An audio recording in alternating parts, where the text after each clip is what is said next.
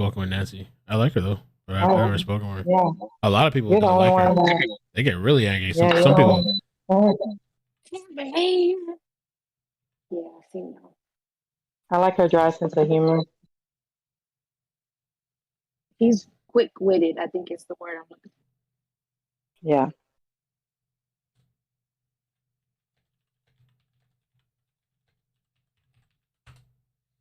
Okay, so we're live on let's see. We're live on Facebook. Hopefully have notifications. Yo, it's like we're backstage. Let me refresh this, see how this goes.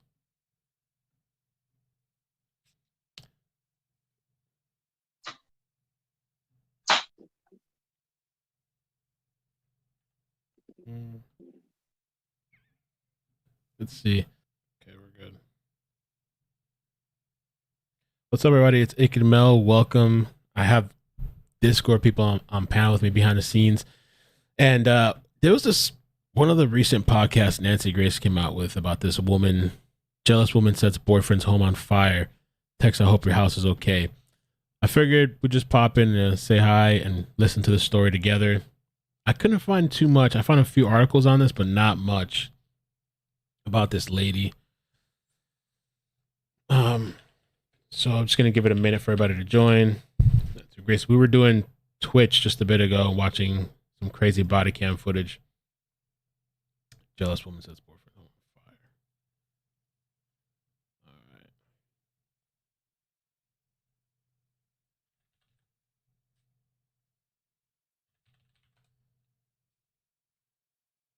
News. Okay, and if you guys could hit the like button, I'd appreciate that. Let's just start with the episode here. Let's see. This clip is brought to you by Coca-Cola. Your favorite micros. See how close sound shaped to you. Line. Tommy Garay, the property damage is valued at more than $50,000. Most of all, Garay says it's been very lost. Things seem to be. This is Crime Stories. Thank you for being with us here at Fox Nation and Sirius XM 111. Take a listen to our friends at Crime Online. Tommy Garay, a single dad of a 2-year-old little girl, is excited as he begins a new relationship. Things seem to be going Garay's way. He's living in a home that's been in his family for generations. Garay grew up in the home, as did his father before him. But then the call comes in that his home is on fire. The fire department is called, but everything is lost. Garay says his daughter's clothes, shoes, toys were damaged in the fire. No one is injured, but the family is now homeless. The property damage is valued at more than $50,000. Most of all, Garay says it's been very traumatizing, especially for his daughter, who keeps asking, why can't we go home? A young dad with a baby girl wondering why she can't go home. It's because a fire spread through the family home, claiming every single thing they owned. They escaped with their lives. They managed not to get burned alive or suffer smoke inhalation till they died. But everything they own, every possession, baby shoes, photo albums, the baby's toys, everything gone. And now we learn arson. Again, I'm Nancy Grace. This is Crime Stories. Thanks for being with us. With me, an all-star panel. But first, I want to go to Dave Mack, crimeonline.com investigative reporter. Tell me about the fire itself, Dave Mack. So the reason This clip is brought to you by Coca-Cola. Ways to earn your Reporter, tell me about. So the reason supposedly that this, like, I guess the motive, right, from like the little bit of information that I'm seeing online, is that supposedly this woman set the boyfriend's home on fire after another woman answered the phone. The shit with that, though, it says police allege the incident began after Soto FaceTimed her boyfriend and became upset that another woman answered his phone. They added that the woman turned out to be a relative of Soto's boyfriend. So this bitch snapped. Damn, bro. The fire itself, Dave Mack. All right. The fire itself began around 1:45 in the morning, Nancy, and it started on a couch. Hold on just a second. 1:45 a.m. Sorry, Dave Mack, but right there I'm getting a lot of information. 1:45 a.m., as I always told juries, nothing good happens after midnight. Some freak is out setting fires at 1:45 a.m. You know, to Nicole Brock joining me, forensic fire medic, arson expert, and author of multiple books, including Principles of ALS Care, What's the Size of Your Dog? That's Determination, Obstacles, and Goals. It goes on and on. Nicole Brock, thanks for being with us. How can authorities immediately tell that this was not an accident, that something on the stove didn't catch fire, that there was not an electrical outlet that suddenly burst into flames? How can they tell there's an arson? Yes, ma'am. Thank you so much, Nancy. So there are several ways to determine whether a fire is arson related or just by natural occurrence. A lot of things point to accelerants being used, the location of the fire, the stories that the people tell of how the fire actually started. A lot of that conversation leads an investigator to believe whether or not it was an accidentally related fire or this was something that was intentionally set. That's right. The arson investigators, the cops, have to get on the scene immediately. Joe Scott Morgan joining me, professor of forensics, Jacksonville State University, author of Blood Beneath My Feet, and star of a hit series, Body Bags with Joe Scott Morgan. Joe Scott have handled a lot of arsons, and that's a very, very tricky kind of case to prove, because first you have to prove there was even a crime. Like what I know, when I find somebody stabbed multiple times in the back, that's a murder. Nobody has to explain that. But when you've got an arson, you have to first prove to a jury that a crime occurred, that it was not an accident. Then you have to prove who did it. So there's a whole nother layer of the burden of proof when you are proving an arson. Now, for example, Joe Scott, I will never forget, well, I had a lot of arson cases, and I guess sadly is the way to put it, it became one of my specialties, arson prosecutions. I remember one in particular where a millionaire wanted to kill his wife. So he beat her in the head and left her to die in the home and set the mansion on fire. Yeah. When, just as Nicole Brock was just telling us, when the fire department pulled up, they see him across the street in the front door neighbor's lawn, lying a la Romanesque, propped up, on one hand under his head, watching the fire. Wow. And I'd like to point out, it's about 2 a.m. And after we get through this, I have a crazy ass story to share with you guys too. That one of the stories that I covered about this guy, I'm just gonna, and it's pretty sad because people actually died in this story. Like a woman and like several of the kids died, and some psychopath burned the freaking house down. But before he burned the house, after he burned the house down, he's out there hugging people. They're surrounding him. Oh my God, we're so sorry. And he's a bunch of crazy shit. I'm gonna share that story after this one too. Much like this case, he was fully dressed in pants, shoes, shirt, belt, and wallet at 2 a.m. And they went, oh, dear Lord, okay, you're fine. And about 60 seconds later, a minute or two in, he goes, oh, yeah, my wife's in there. Yeah, it's arson. But my point, Joe Scott, forensically, when I went and examined the kitchen floor, it looked as if somebody had poured Coke on the floor and it dried. You could actually see where the accelerant was poured. It doesn't take a genius, for Pete's sake. I'm just a lawyer and I can see it. Right. It doesn't necessarily take a genius, but it does take, it is kind of an art when you begin to examine these scenes, and you have to look for things like splash patterns.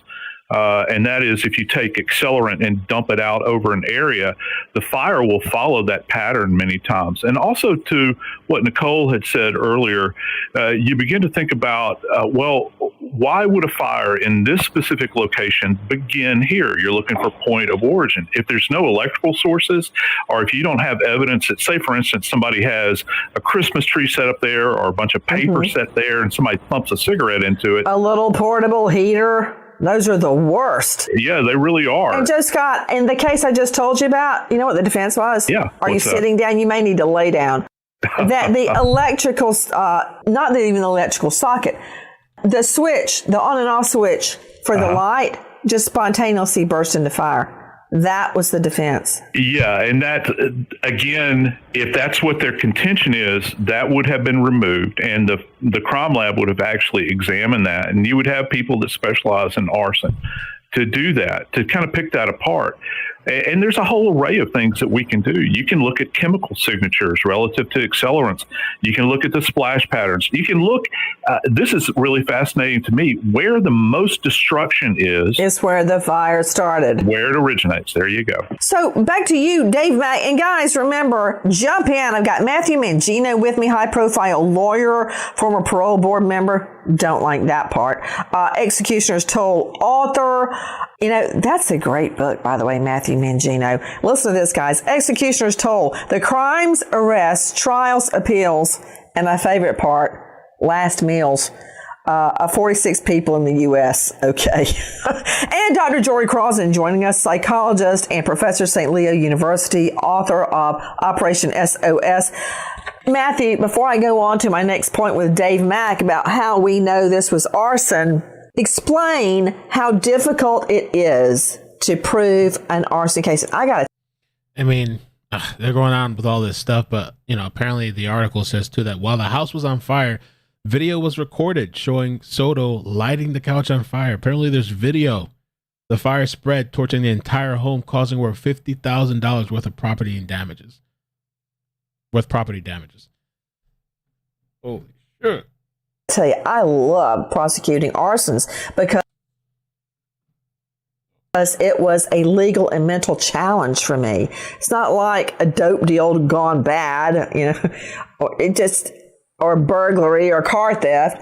That takes a lot of analysis and a lot of technique to prove an arson case. You're dealing with a lot of scientific evidence. Explain. Well, yeah, you're right, Nancy, and I would add that in addition to that complicated scientific evidence, a lot of times when I was a prosecutor, we had an arson investigation team as part of our office.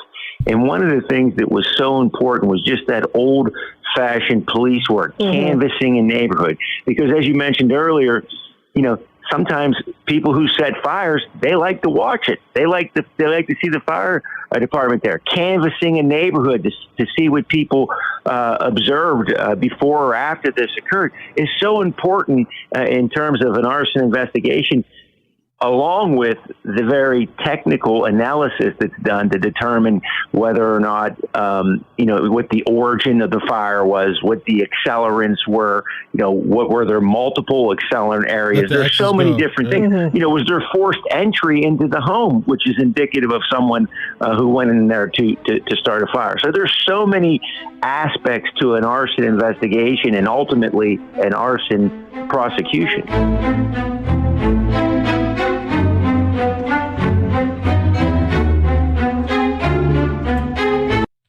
Going back to school as a working adult doesn't mean you have to sacrifice a high-quality education. Purdue University. Students should have access. And earbuds unique with the new. Pull the door back with a pin and looked inside. I went in and was going from room to room. I wasn't touching anything and looking. And I remember going up to the husband's bedroom, and I pulled the door back with a pin and looked inside. Guess what? There were no suits. Not one single suit in there. And this was a very established millionaire, established businessman in the Atlanta.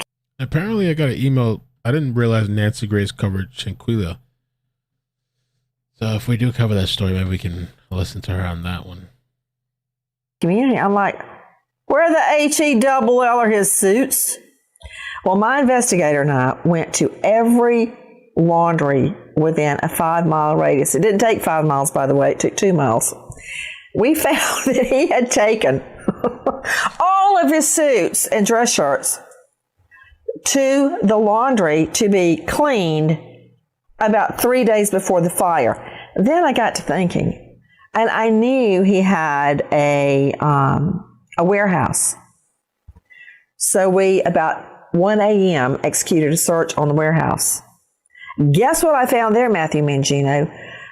Trash bag after trash bag after trash bag full of family photos, his family, not his wife's family, items from the home, all sorts of things taken from the home and stored at the storage unit. I even managed to recover, I didn't do this part, an investigator did it, found the answer machine. And guess what this idiot had done? He was recording his wife talking to her boyfriend. I don't blame her for having a boyfriend. From what I understood, he would get completely unclothed except for a pair of man's bikini underwear and stand and look at himself in the mirror. What? I'd leave him too, just like that. But that said, he'd been recording his wife's calls to her boyfriend. Can I tell you, Sydney, are you listening? He recorded himself calling the weather station to find out if it was going to be raining the day of the fire. Wow. Also, he recorded himself calling the insurance company and asking them, would their insurance policy cover rental furniture in case there was a fire? What a coinkydink. So Matthew Mangino, yes, there's extrinsic evidence beyond the poor pattern.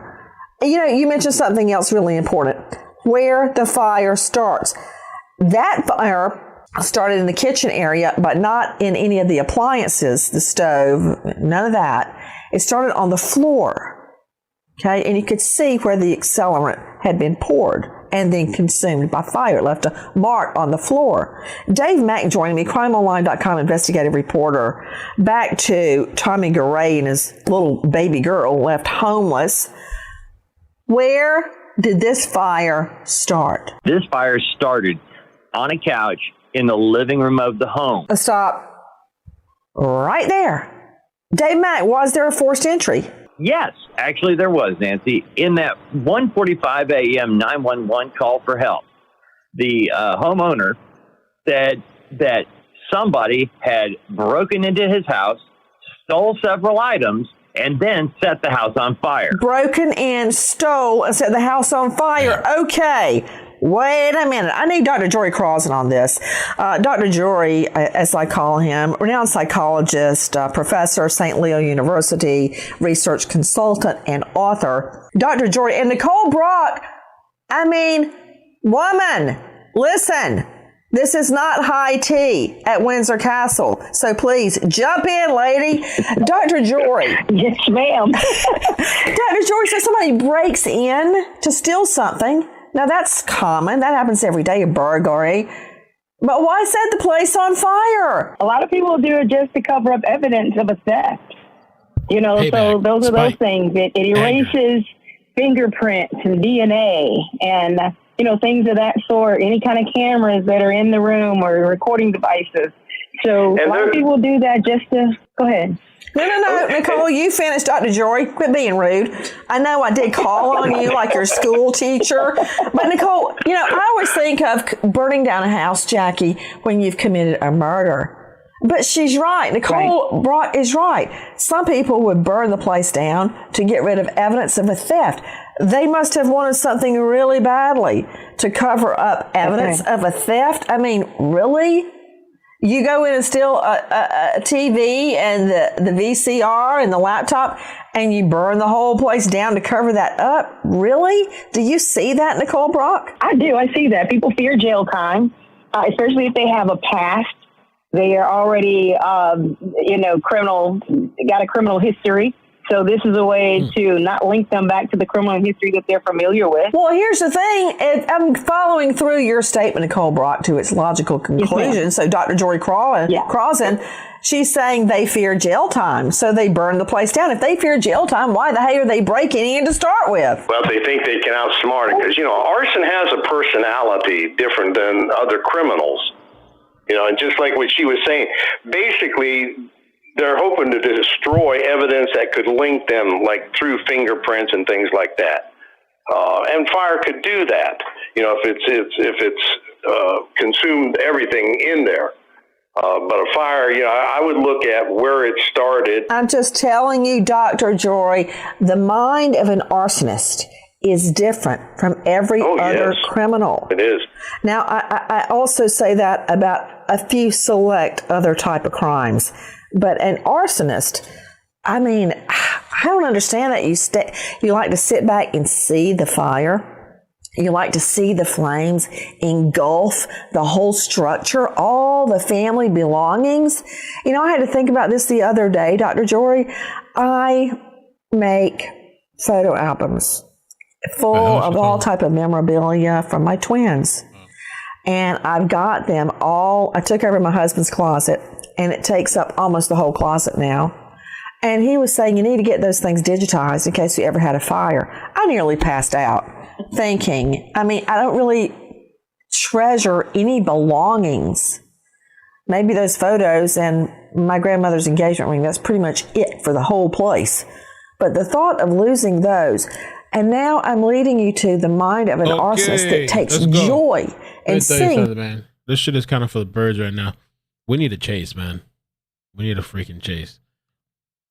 I like Nancy Grace, but they're not even. There's nothing to this. There's not much to the story. So they're talking about all kinds of fire stuff and all that. There is a pursuit going on, but I don't know. We'll see if the media goes. If the chase happens, man, we dip out of this shit and we start a new stream. How's that sound? So hopefully, but I'm not gonna get excited.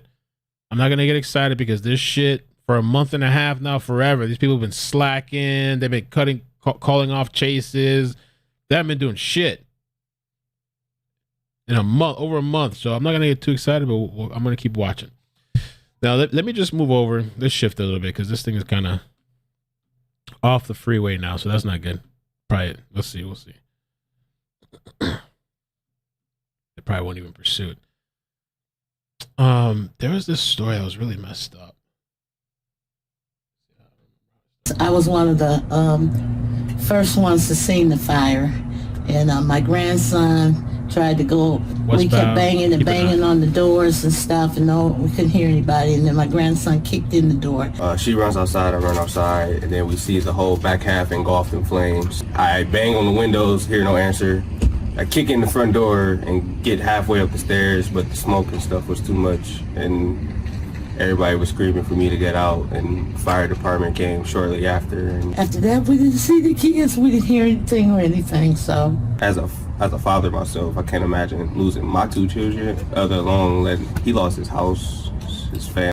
So everybody's feeling. So this is a different story. So the other story with this woman, a psychopath.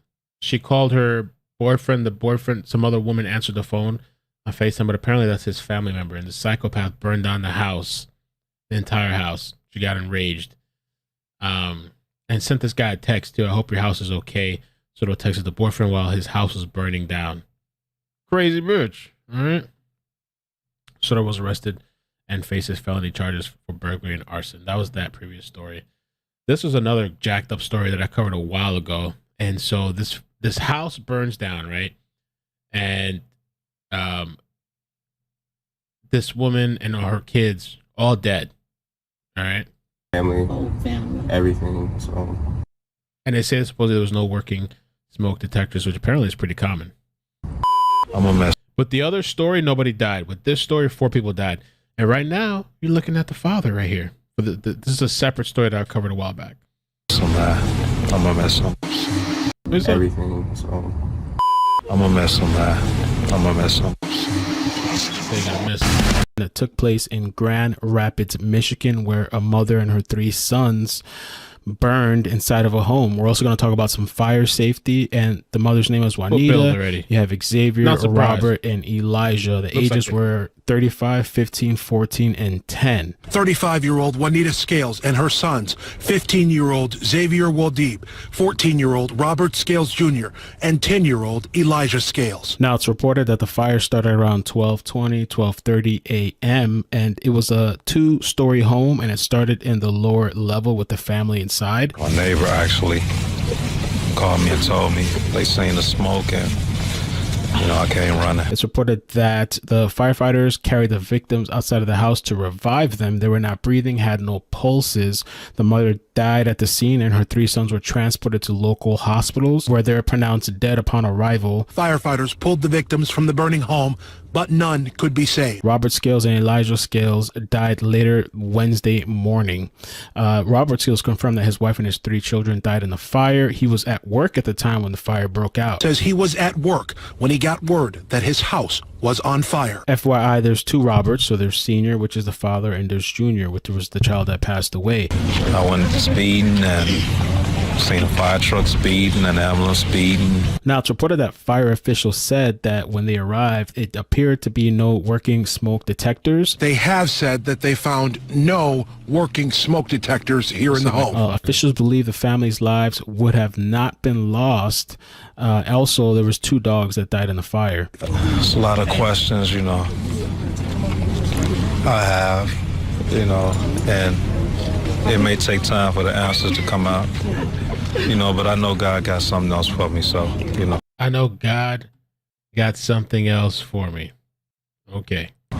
So Grand Rapids actually has this 311 program where they provide free fire detectors. We have a 311 program where you can call 311 within the city of Grand Rapids. You can receive free smoke detectors that our firefighters will come out and install for you. So we're going to get into the educational part. And I've always... So I did a whole thing with the whole fire stuff. Actually, some of the stuff is kind of interesting, but I kind of wondered what happens in carbon monoxide. Apparently smoke is a very deadly, dangerous thing. According to this person here, I've been a legal death investigator for 20 years. I have sadly seen more than my fair share of child home fire deaths. What I found during these investigations, and is common knowledge in fire investigation field, is that the smoke, toxic fumes, and vapors reach you long before the heat and flames ever do in most cases. The majority of residential fire deaths are as a result of the lack of working smoke detectors. Sometimes the batteries either expire or have discharged and fail to function, or the detectors were not installed in the first place. Nowadays, most states have laws that require functioning smoke detectors in all residential dwellings. There is this PDF document that I saw online that I thought was really good. It says here 6 out of 10 residential fires occurs in homes without smoke alarms. About 94% of U.S. homes have smoke alarms, but 1/3 of the alarms are not working properly.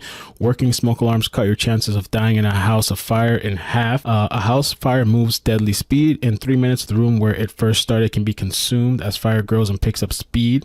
But the real killer is the smoke. A person can die of smoke inhalation in less than a minute. I didn't know that. In less than a minute. Most deaths in house fires occur when people are sleeping. Smoke numbs the senses and causes deeper sleep. Without a smoke alarm, most people will never wake up when smoke fills in the house. Smoke inhalation causes about 75% of deaths in fires. A well-maintained smoke alarm alerts you in danger while items are smoldering before the flame breaks out. When a smoke alarm sounds, you can immediately begin your escape plan. Most thing you can do to prevent a fire tragedy is to install and maintain smoke alarms. Invest in a few dollars and plenty of alarms in a few minutes each month and testing them. So you're supposed to test them each month. I really don't ever think about the fire alarm. It's installed and you just expect a little beeping sound. So apparently there's 2 different types of smoke alarms. I didn't even know this. There's the ionization and the photoelectric smoke alarms. The ionization alarms activate when there's an electrical current inside them. It's changed by smoke. Ionization smoke alarms respond most quickly to heat and flame, so they're the best at detecting fast spreading fires. Now the photoelectric smoke alarms are triggered when smoke and particles redirect a beam of light inside the unit. These alarms can detect the smoke of fire from smoldering fire before flames appear. It's a good idea to have both. I didn't know that. All right. So anyway, on with this whole story. What is up, iCkEdMeL? And I have an update to this crazy story somebody posted last night in the live stream with some of the outcome of this. Now, I want to do a recap for people that missed this story, and I think it's just wrong on so many levels, even besides the obvious. Now, let me show you a clip of the father, and then I'm going to take you back and give you kind of the synopsis of the story, and then we're going to get to the updates. Crazy, insane, insanity, but in this day and age, it's almost like the normal now. It's the norm. I'm gonna miss him, man. I'm gonna miss him. It's a lot of questions, you know. I have, you know, and it may take time for the answers to come out, you know, but I know God got something else for me, so, you know. God got something else for me. Isn't that crazy? I mean, just put it like, just imagine, right? Like your entire family. I mean, I probably don't want to imagine, but just try to like contextualize it. Just your entire family is wiped out one night. Kids, all dead. Early Wednesday, fire crews responded to a house fire already engulfing the home of Robert and Juanita Scales. Got to the second floor where they found 4 victims. Then we saw the dad pull up, and he was trying to tell the firefighters that, somebody was upstairs, or I guess his family was upstairs. Now on balloons at the home are the names of a mother and her 3 kids, all of them lost in the fire. The mother's name was Juanita. You have Xavier, Robert, and Elijah. The ages were 35, 15, 14, and 10. 35-year-old Juanita Scales and her sons, 15-year-old Xavier Waldeep, 14-year-old Robert Scales Jr., and 10-year-old Elijah Scales. Now, it's reported that the fire started around 12:20, 12:30 a.m., and it was a 2-story home, and it started in the lower level with the family inside. My neighbor actually called me and told me they seen the smoke, and I came running. It's reported that the firefighters carried the victims outside of the house to revive them. They were not breathing, had no pulses.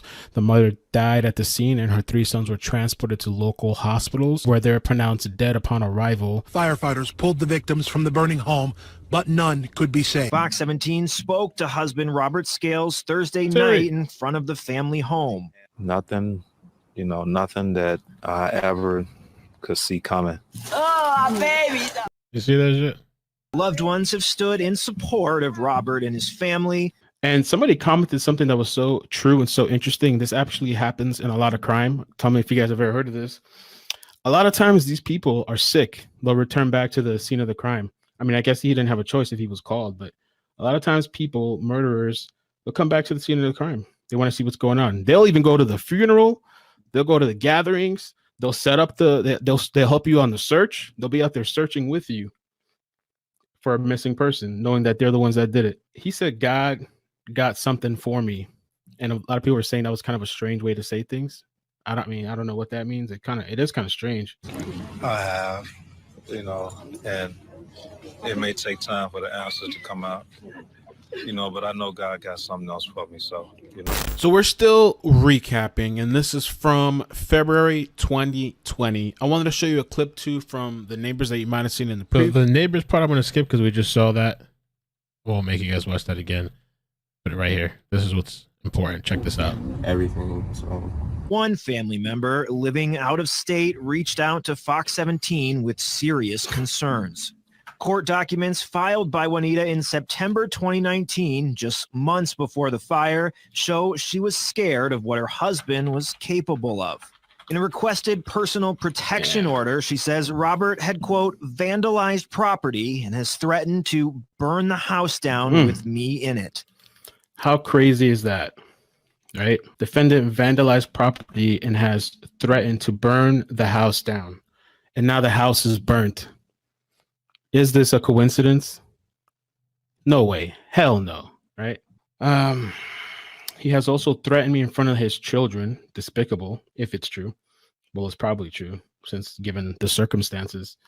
That if I try and stop him from damaging the home, my face was going to be next. Then he took his pointer finger in front of the kids and shoved my face. I am greatly afraid. How horrible is this too, right? That you can make a report like this and it doesn't get taken seriously, apparently. Right? That you could be going through something and nothing happens. I'm greatly afraid for my life. He has stopped taking his prescribed medication. I don't know what I will do. So this guy allegedly had on some medication. The guy threatens to burn the house and looks like now he followed through with it. Telling the court, I'm begging you. I'm scared for my life. I don't know what else to do. These people don't do shit. That's what I can tell you right now. These people don't do shit. You have to, it's good to get it documented, but these people don't do shit. You got to try to get yourself, first of all, I don't know, speak to a professional or somebody that, that can plan and walk you through it. There's those numbers you can call, but like, trust me, calling the police and reporting this shit, you have to do it, but these people are not going to protect. These people come after the fact, all right? Like, after some shit happens, these people are going to be there. So you need to do something preemptively. This is good for documentation purposes, but it's not going to save your life because these people, they never do shit. You know, I mean, it's to do. I need help, please. Juanita had also filed for divorce. Both that and the request for a PPO were eventually dismissed. But a few loved ones are still worried that something horrible happened inside the home. So here we are to some of the updates of the story, and I have a little bit of commentary after. But the father's charged in the death. He was supposedly using a fire pit that was next to the house. Details. And I had family. Somebody in that family reached out to me. I couldn't tell you where that message is at anymore. I don't remember if it was Facebook. I don't know if it was an email. They had thanked me for covering the story. They said something because they were saying like they finally got. I don't know if it was that they finally got justice. If I can find it, it's going to be really hard because this was a long time ago. I tried searching a name in my messages, but I don't see it. I'll keep playing it. If I find it, that would be nice to read it, but. The fire contained a probable cause affidavit filed by police to obtain charges in an involuntary manslaughter, which who knows could be upgraded because I don't believe that this was just some random accident. He was charged with the 4 counts of death, including his wife and the kids. The investigators found a mattress between a fire pit and the house. The pit was just 6 feet from the side of the house and 8 feet from the detached garage. Police interviewed Scales, and he admitted to starting a fire pit in the late afternoon hours, February 4th, 2020. A witness told investigators that Scales was still at the fire pit about 7 p.m. Another witness, a man who jointly ran a junk hauling operation with Robert Scales, told police that he was with Scales in the earlier evening hours, February 4th, and he was burning leaves, mattress, which is it. The business partner told detectives that when he left, also about 7 p.m., there was no mattress in the fire pit, so we have a difference of stories. The partner told detectives that it was common for Scales to have fires in the pit and burn materials from the junk hauling business. According to his statement, the business partner recalled telling Scales that he needed to get a bigger pit and also move away from the house. Personal protective order was denied by the judge in this situation because the judge believed that she was using this just to get the house for herself. You guys, you see that shit? You see that shit right there? Okay. That's what I said. These people, they never do shit. The personal protection order process was denied because the judge believed that she was using this just to get the house for herself. You guys comment down below, let me know your thoughts. I think most people knew something was wrong with this guy, but at the same time, this guy had a lot of support. I wonder if he was feeding off of that energy. Some people like that whole people coming to them and sympathizing and hugging them and supporting them, and maybe he got the attention that he never really had before, and everybody felt sorry for this guy, and now maybe this guy was ready to start a new life. And I'm sure there's a lot that we don't know. We're only seeing the very, very bare surface. And these situations are really complicated. I've heard of a lot of people's stories and life experiences. And I think of mine too, with relationships. And once kids are involved, how complicated things can get. And it's always the best scenario to just leave, but it's always not that easy. And she was clearly reaching out for help. A couple months back, she was trying to leave. She had that whole order, protective order, restraining order that she was trying to get. And apparently the judge didn't take her seriously. The guy she literally said he was threatening to burn the place down. And then now the place burns down. Like, you know what I'm saying? 1 + 1. I guess I'll end off on this. Watch the people around you. Observe the people that you keep around you that are close and know personal stuff, especially the people that you get yourself into a relationship with. You know, I have a habit too of like rushing things when you first meet somebody. You know, the high, it's exhilarating, and you really don't know people. Your friends, your family. Watch these people because these are the people that are most likely to kill you. I've said it multiple times. Bruh. Damn. Didn't even hold back, did you? Did you see me like staring too, like reminiscing and shit? I wonder what I mean. You're like, they will flat out kill you. Moment right there. It's true. It's true. There's some other stories too. There's some other. In that whole situation with you in that 10 seconds. There's a quick story. There's two of them that I'm thinking of. There's one, this woman's Who? name, Crystal Jackson. Oh, it was Animal Bones. It was not Cody. Yeah, earlier, yeah. Oh, okay. What was that, Mo? Yeah, hi. Oh, what's up? Welcome. I heard you almost. I won't say it here, maybe. I almost killed my daughter. Yeah. I was like, what did she say? We got off the live last night, or we got off here last night, and I was like, just hanging out in my kitchen for just a second, and I was like, okay, I'm gonna go to bed. I literally thought my son was upstairs asleep. Okay, and then all of a sudden, my basement door flings open, and my daughter, who lives cross country, comes up my basement steps, and then followed by her fiance, and then followed by my son, who I thought was upstairs asleep.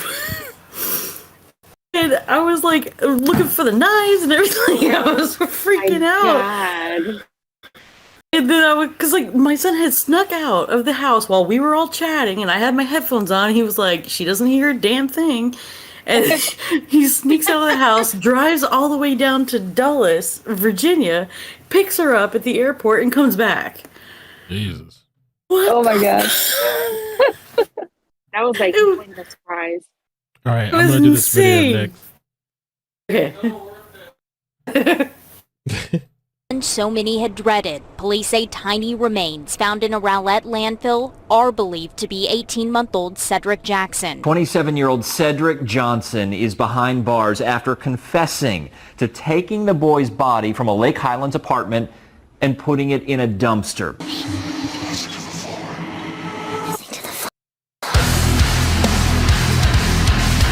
And Crystal for sending me the story.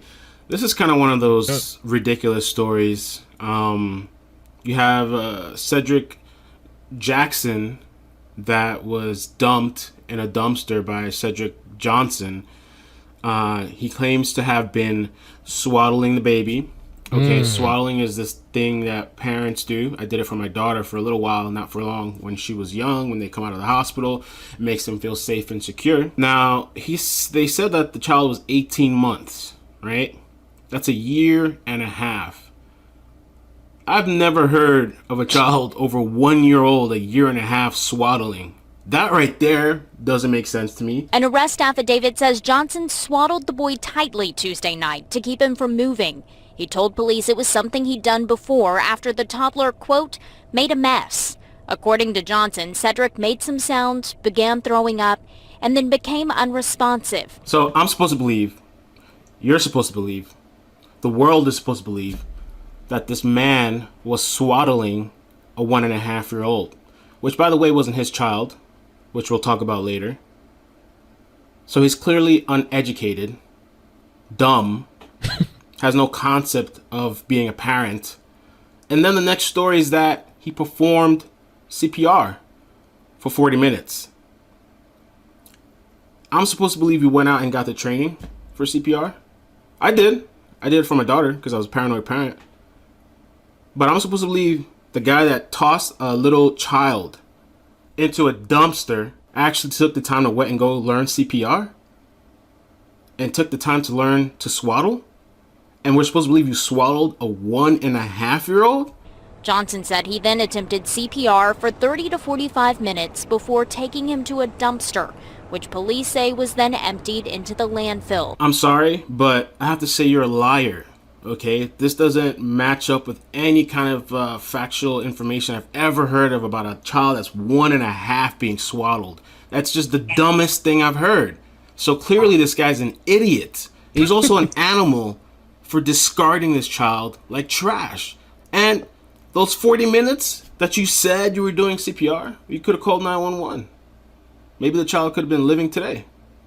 Now, we got to get into the next topic, CPS. Another example of CPS being trash. And I'm going to start putting CPS in all the titles of all these videos. So when people type in CPS, this is what pops up. I'm going to start with all these videos, with all these cases, CPS. 6 children, after this whole situation happened, were removed from that home. 6 other children were removed from the home. The boy's aunt was seen leaving earlier today. So in case you didn't know, Cedric Jackson okay, the 18-month, he was placed in his aunt's care by CPS. So literally, CPS sends this kid to his death. Now, they didn't cause his death, but they literally placed him in this situation. These are supposed to be the experts. These are supposed to be the investigators putting this child into this place. So, Allie, we know Cedric had recently been placed in the aunt's care by CPS. Did they have any concerns at all about Johnson? They look at the criminal backgrounds of any adults they know are living in the home, and of course they wouldn't place a child in a situation where they believe there's a criminal history. So did CPS know that this guy Johnson was there? I mean, he has 4 kids. She has 2 of her own kids, not including Jackson, and they were all removed. And this guy has a history. Johnson has had several past run-ins with the law, including assault against a family member and even leaving a 4-month-old baby at home alone. So I guess I'm going to end off the video. I mean, parents, man, first of all, there's nobody that's going to take care of your child like you are. Nobody. Your own family members, there's nobody that's going to love your own child like you. And then you even have these biological parents that treat their kids like trash, too. So not everybody's meant to be a parent. And then the other thing is these people in relationships that are no good because they're so desperate, because they're so empty, because they feel no love, that they put their kids in these kinds of situations. And I know that this kid was with the aunt, but the aunt was with this guy, and you just hear so many different stories. Look at the other kid, you know, Malia Davis. Like, what is going on? And people are so desperate, empty and hollow, groveling at the floor to let their kids get hit in order to feel some type of love. What is wrong with people that they're so thirsty and desperate that they would sacrifice their own children? Anyway, I gotta get out of here, but I do have a story coming up. Hopefully I can work on it tonight. Let me do the next one too. This one I used to kind of like go off and shit. Earlier today, we talked to the toddler's aunt. She seemed so emotional after hearing about his death, but her tone quickly shifted into protecting her boyfriend. We don't know 100% of what happened, but this is not Brady Bowens, but I was teasing the whole Brady Bowens situation with Malia Davis. We all love that baby. He was just as sweet as a little baby. You're saying your boyfriend may have been arrested in connection to this crime? Can you? He wouldn't do this. He wouldn't do that. He wouldn't do that.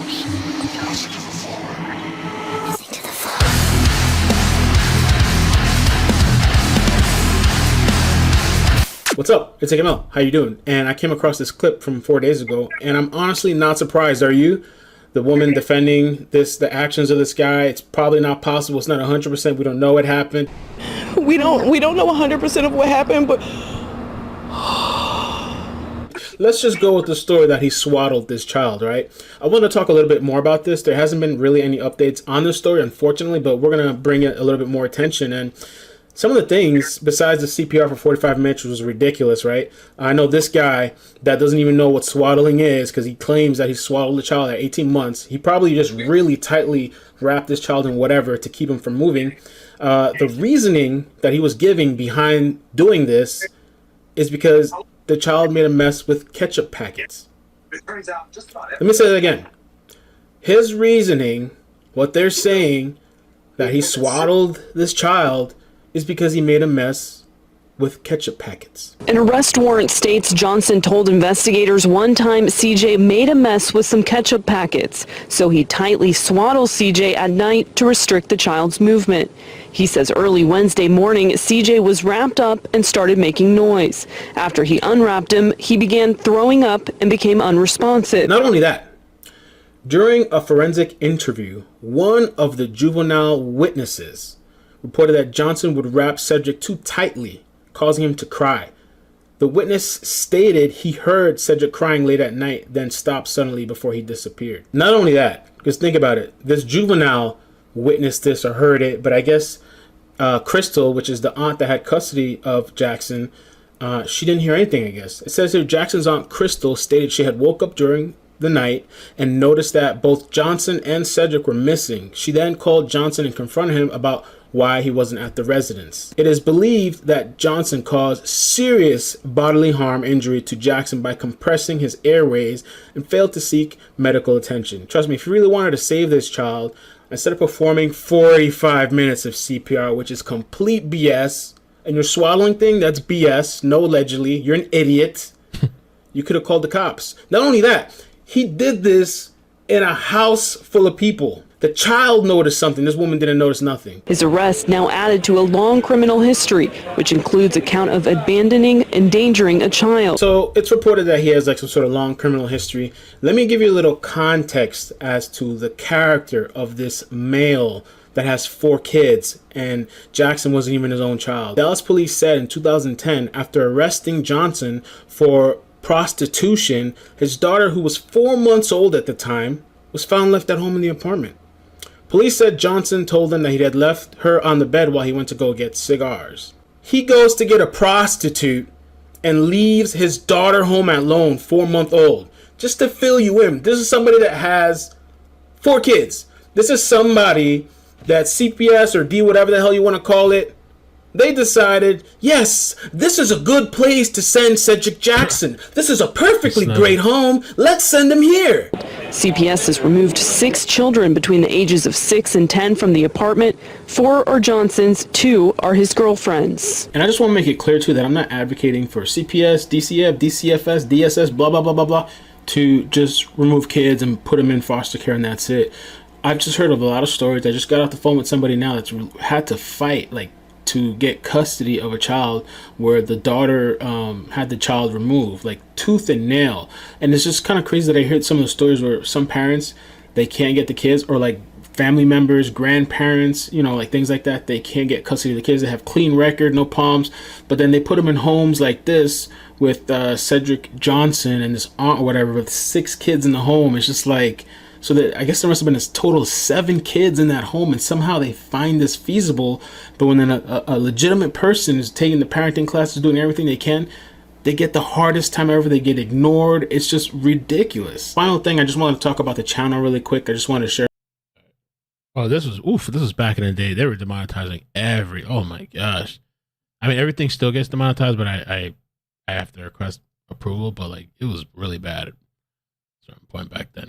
And just a quick ending. We don't know 100% of what happened, but They're saying your boyfriend may have been arrested in connection to this crime. Can you? He wouldn't do this. He wouldn't do that. He wouldn't do that. Charged with endangering a child. This is video taken earlier today of Crystal Jackson being booked into jail. Dang. Arrest documents say she lied to investigators for 19 hours. We all love that baby. He was just the sweetest little baby. I've read the Bible 5 times. Okay? Satan read the Bible 5 times too. There she goes. She was caught lying. So that was that story. I was kind of like back in the day. It's kind of crazy. There was like a crazy one too, but I don't know if this one's too long or kind of like, I don't remember exactly. Let's see, 39 minutes in. This is the one. I did a couple of videos on this.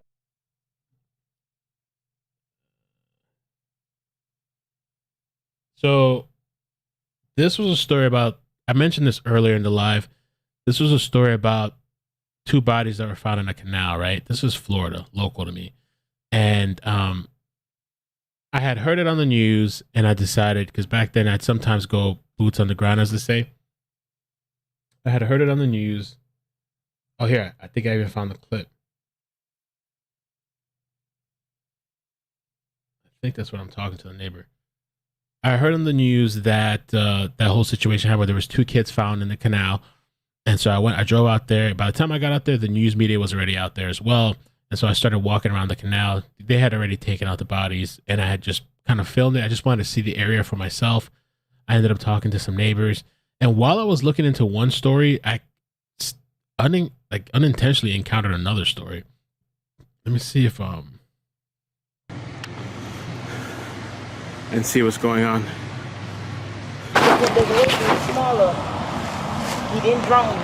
So this is the conversation that I had with the lady. I'm gonna see if we can listen. If it's if the audio is too hard to listen to, then I'll just move on and I'll just kind of tell you briefly what she said. So just try to listen in. And this was after that. Oh god, that's gonna be so annoying. I might have to turn it off. That's so annoying. I don't know why that's happening. Something always happens to me. Welcome to the dark side. It's gonna go through the entire list of members right now. Jesus. I forgot I used to have it. Yeah. Right. But a little girl, and then a couple of another one. So yesterday they said they didn't suspect the full thing. But then from the other last night, it was that's weird. Yeah, that's weird. That's weird. 2 children at the same time in the same leg. Come on now. And it wasn't there for a long time because the body had started to decompose. It was decomposing? It was breaking down. Oh. You know, but it was. That's what I'm thinking. Somebody was probably holding the body somewhere and then they dumped it. It couldn't have been in the water that long, right? You don't know. Maybe maybe they had them strapped or something. You never know. But boy, I tell you, remember that lady a couple years ago? I think last year. No, a year before. Tried to drown her autistic child. Oh yeah. Yeah. She mentioned, we talked about this a couple times on the channel. If you guys remember that woman that threw her autistic child in the water and she failed a couple of times. It was caught on video. She threw this kid in the water and then she ran away. Like, I guess she was caught and she was like screaming, ah! She was trying to throw his ass in there and run away and act like he walked in there by himself. And the thing, she was actually very calculated about that because that is a thing with autistic children. They're attracted to water. And so she was trying to pull a fast one. And she ended up killing him at a different canal or river. And they got it on camera too. Yeah, because she tried to drown him and then she ran away screaming. Because people saw her, so she went different lakes. But the last lake she went to, so one, she had gotten through with it, and so one put. Hassel Joseph had those bodies in the house. Was it across the canal, Hassel? Do you know about that? So the thing was across the canal. I'll show you guys. I'll skim the video. The house where this woman lived with the kids, it was across the canal. It was across the side from where I was walking. Are you local?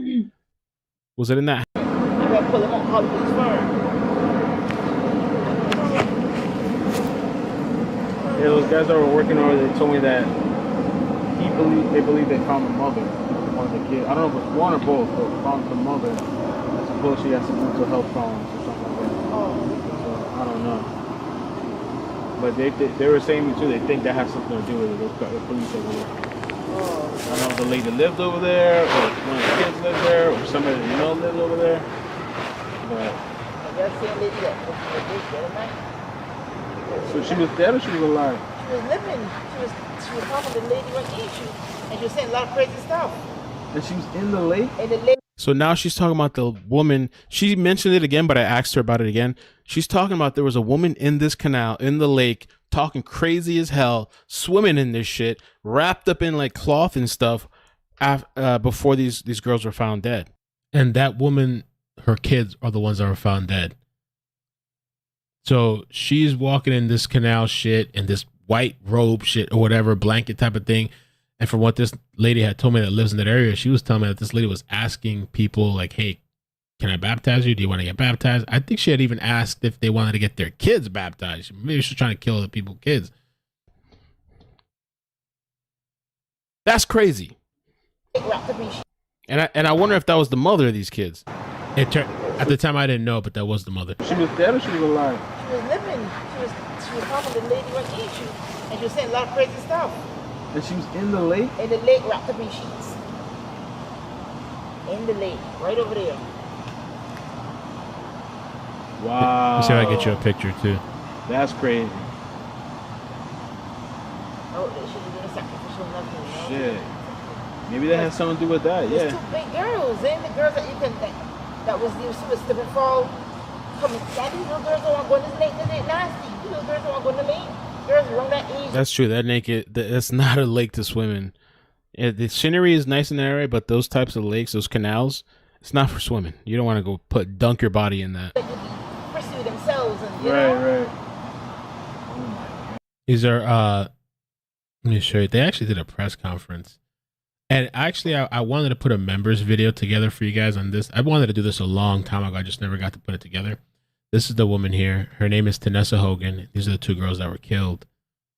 And I think she's claiming that she don't remember what happened, that she don't remember doing it. The girls were discovered at separate times, police said in a press conference.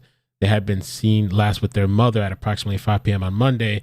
Cops said Destiny was found Tuesday shortly after noon. Daisha was discovered later that night, further away from the same canal. I'm thinking maybe they floated down the canal. They're treating these as suspicious deaths. Tinessa Hogan was named as police seek more information. She had been offering to baptize people in the neighborhood, I guess they meant to say.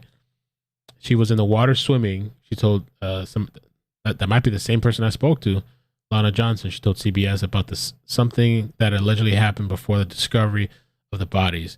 She had a Bible, and she told me to come here. I said, why? She said she wanted to baptize me.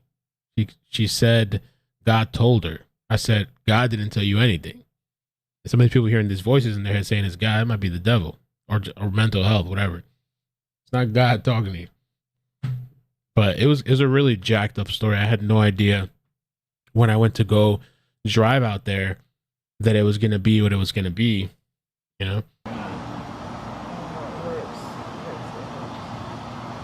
Program for children. A lot of their lessons they put on the program. So I gotta talk to the lady and get something done because these children need help. That is Lauderhill. Yeah, it's Lauderhill. Lauderhill is kind of a bad area too. I try to avoid going over there. Yeah. And they live under a lot of different conditions, and if it's summertime now, and the more upset. Oh yeah, and the virus. People at home and the virus. They don't want to be with the kids. Oh my Lord. Going crazy. The virus shit too. People are already crazy, and I add the virus on top of it.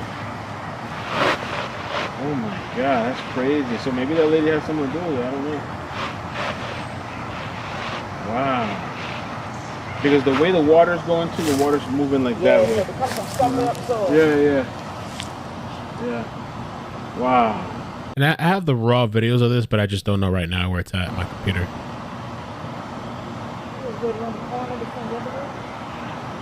Around the corner, yeah. I'm gonna walk back over there now.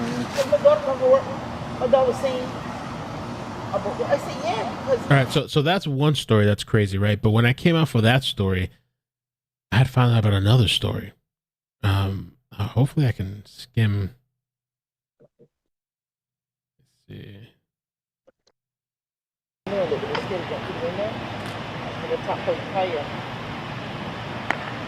Oh my God, 2 boys died there? Oh, okay. This is over here. 2 boys died there? Go straight. Crazy. And that kind of stuff don't happen over here, right? Like, I mean, no, this is crazy. Over here is funny, because this house right here. Yeah. That's what this one right here? Yeah. The broken stuff? I walked by and I said, yo, that house looks so strange. That's it, 2 boys. Right here. 2 boys. So as I'm walking, right, this is what happened. I'm walking at this canal and I see this structure and I'm like, what the fuck? What happened over here? It's the only building like that around there. And me, because I like to explore and stuff, I wanted to go over there, but I also wanted to know what happened. Vivi, thank you. Appreciate that. I'm marking on my GPS. So when I leave here, I'm going to see if I can somehow access that. Vivi, thank you. So apparently 2 kids had died in this shit. Aries, be nice to Romeo. Huh? Come on, come on. Come on, there he goes. I got to mute her. That's somebody else. That's okay. So the whole situation with that, let me see. There's a real crazy story behind that. I'm like, I did this. Wondering what's that whole situation? Very weird. Destiny's body was spotted Tuesday afternoon. We did that. I want to skip to this other story. These are the press conferences about the 2 girls found dead. And I was just so shocked about this because at the end, let's see. There we go. Oh, she told me it was 2 kids, but it was actually 1 kid. That's what happened.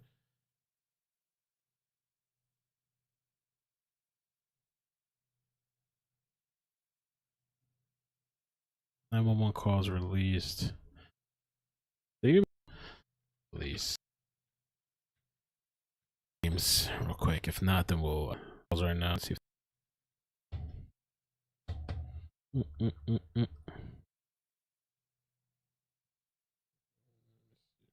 I didn't put it out yet. I'm online. I found her when I just came out the door. How long ago? How many minutes ago was this? I don't know how long. I just came outside. How long Was ago? playing with my cat. Okay. Oh, so this is the 911 call for the two bodies, the two girls that were found in the water. We'll do that, and then I'll get to this other death. Oh, 911, what is the address of the emergency? Flossie, good job. There might be more calls out there. I don't know, but good job. This is something we can hear. It's a body out here in the canal. All right, ma'am, take a deep breath for me. What city is that? In Lauderhill. Tell me exactly what happened. I just came out the door. I saw a body in the canal. Floating. Okay, that's okay. So is there somebody drowning, ma'am, or can you No, elaborate a little? the person. Stay on the phone with me. I'm sorry that you're seeing that. I'm going to get the help out there for you, okay? Oh, my God. And how long ago did you find her? I found her when I just came out the door. How long ago? How many minutes ago was this? I don't know how long. I just came outside. How long was ago? playing with my cat. Okay. And I saw the body floating in the water. Okay, I'm sorry that you're witnessing that. Do not disturb anything at the scene. Okay, we do have units. Flossie, back in We the have day. units that are en route. Yes. Okay, you do. Thank you very much for calling us. Stay right on the line with me. I know it's very upsetting. An officer's been dispatched. Oh, my God. I've never seen this before. Now, what's the office of the emergency? Hello? Hi, I need you guys to come off of 56 in the Habitat area to see if there's a little girl body in the water. I can't tell if it's a mannequin body, or if it's a body that's been in the water for some days. I need somebody to come check the water. Alrighty. You said a little girl's body? Yeah, it looks like, I can't tell if it's a mannequin. It's just the hair, it's a kinky So I said that's her cat that came out. You think so? They mentioned cat? hair. So that's why I'm like, I don't think mannequin, I don't know what's going on. Okay, it's okay. Damn. It's okay. Just stand on line with me. But it looks like we actually do have this call in for service. Just a moment. That was it for that. Now the other story, because I was just so blown away that like, we got Tinessa Hogan, mother in custody. At the very end of this stream,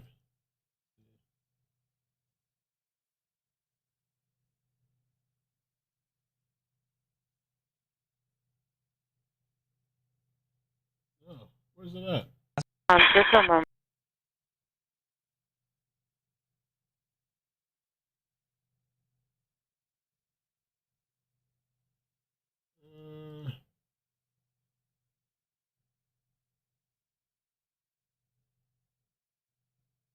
Yeah, I thought it was in this video.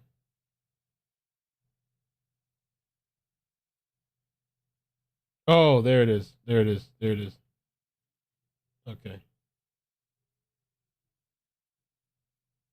There it is. There it is. Past it. All right, so let me show you right here. Let's see. So I actually pulled up to the other side of this burnt building. So it's been burned down. It looks like it's kind of locked off with no access, unfortunately. Yeah, that mother's arrested, yeah. I mean, maybe there's not much to see in there, but I was curious. The whole thing was locked off, too. Looks like they're going to do some renovation or something to the place. I thought about going up to the cop car. I didn't see anybody inside, but I just, you know, I don't know, the way things are these days, I don't want to be walking up to no vehicle, and then even if I do, he doesn't owe me anything, right? So, figured not. But honestly, around the area too, like the area I walked through looked decent, but just the block over is like, just looked kind of sketch, some of these places. I definitely don't want to be here too long. This whole area, fucking sketch ass area. Supposedly is the place where the kids burned. 2031. I wonder if I could look that up and see to verify her story. 2031. Yeah, it's gated off. Oh, this was an apartment place. So, okay. So within looking in one story, I came across this other story. And so honestly, I could let myself read it on the stream, but I already found it myself here. So I'll just take you through it myself, because I'll probably do it faster than I did back then and read it a little bit better. And we got the full screen and all that stuff.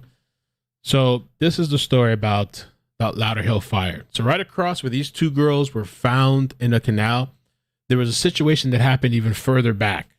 I think this story that I did is from 2021. And in looking into a 2021 story, it took me further back into a 2014 story. And it says here, an 8-year-old boy died early Monday morning when a fire broke out outside in a Lauderhill home. Police identified the child as an 8-year-old Jaden Ismi. Lauderhill firefighters received a call about the fire at 2031 Northwest 59th Way around 4:30 a.m. Evelyn woke up to the screams of her young neighbor, 9-year-old Justin. Police said he jumped out of the second floor story window. So this place was 2 stories at the time, but the whole shit had burnt down. I was told this place was 2 stories.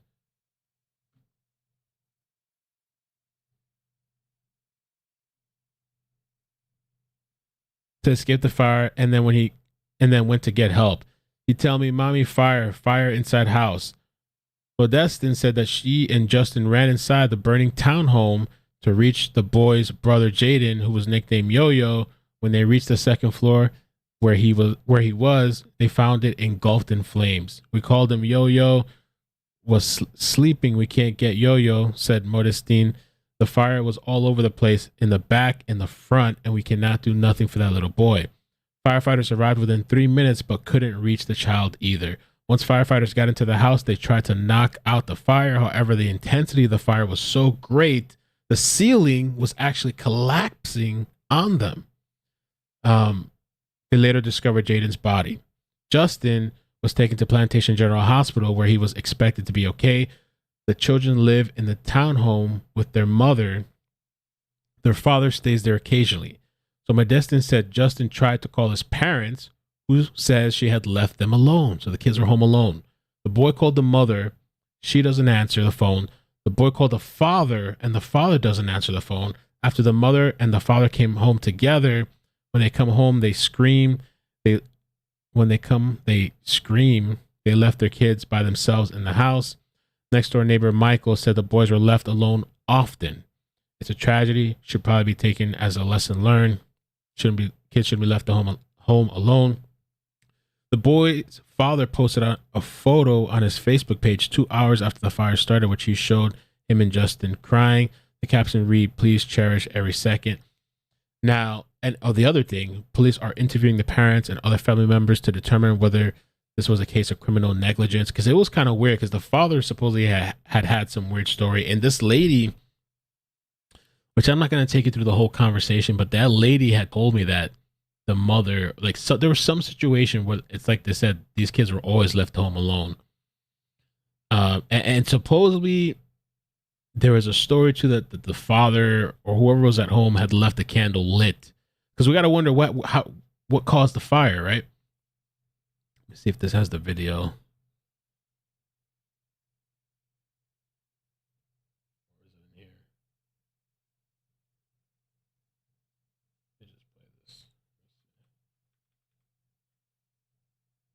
Died dead. Place we were pulled up at the end. That's the same place right there. That's what it looked like. I gotta find that article. Let me see if I can do that.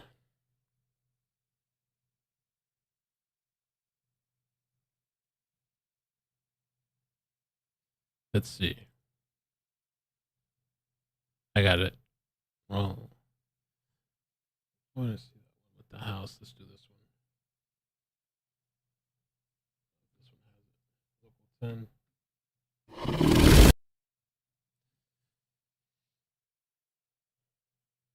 Meantime, forced out by flames, several people now left homeless after a duplex caught fire in Lauderhill. An investigation is underway to figure out what caused the fire. Local 10's Ian Margle joins us live from the scene with the latest. Ian.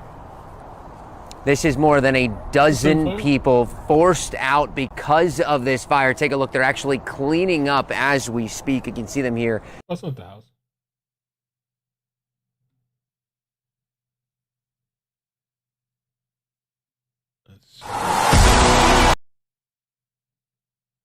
14 people left homeless. That might be it.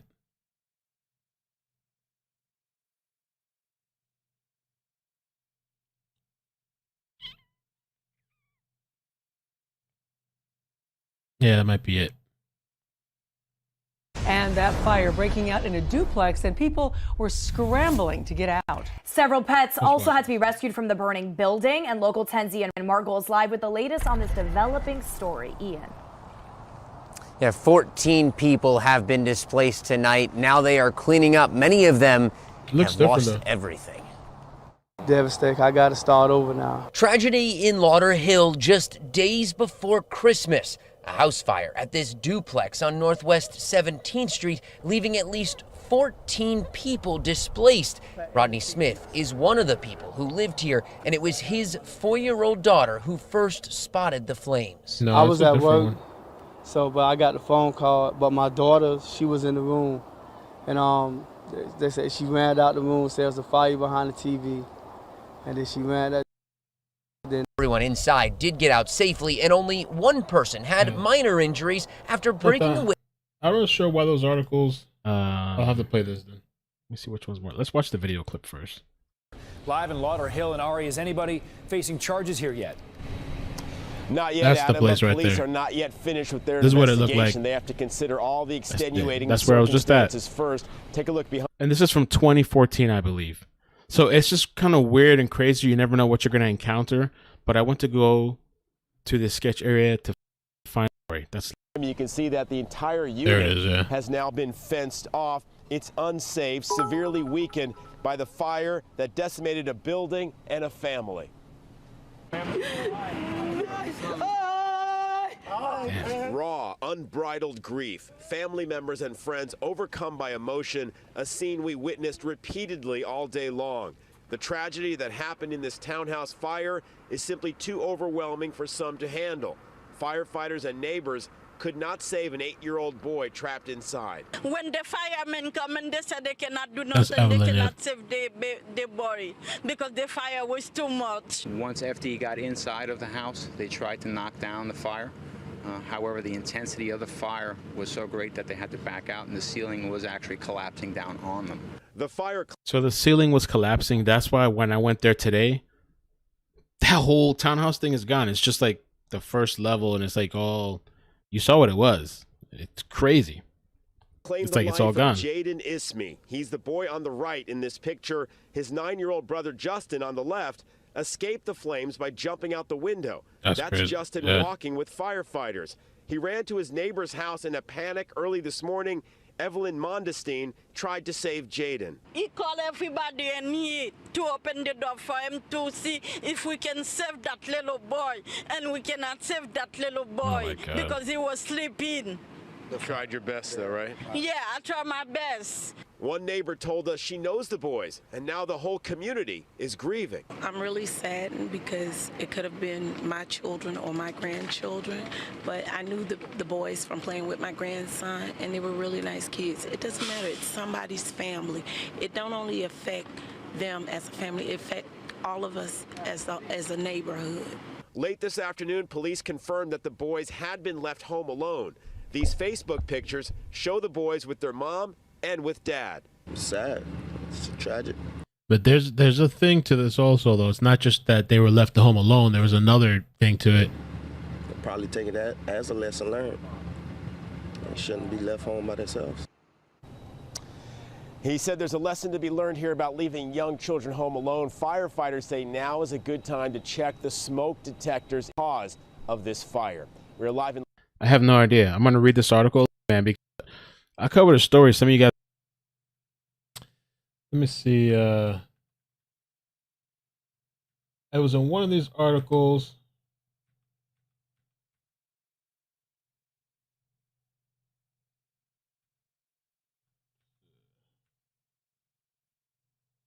I just read that one.